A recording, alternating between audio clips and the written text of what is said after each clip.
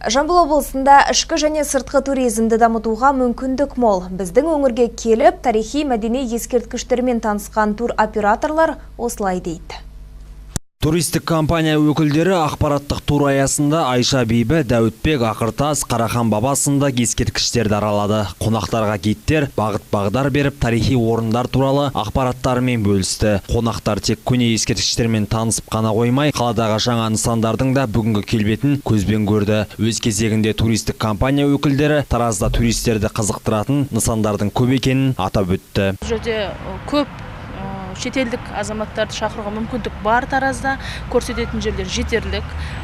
Оны ол шетелдік азаматтарға, мысалы, Ақыртасты алатын болсақ, жаңағы Айша Бибі кесенесі, Бабаджа Хатун кесенесін алатын болсақ, оның өзі бір тарих. Сондай-ақ туристік компания өкілдері тарихи ескерткіштерді аралаумен қатар жамбылдық мамандармен өзара меморандумға қол қойды. Мұндағы мақсат Қазақстанның туристік әлеуетін бірге көтеру. Осы арқылы облыстық туризм басқармасы мен өзге өңірдің туроператорлары жүйелі жұмыс істеуге уағдаласты.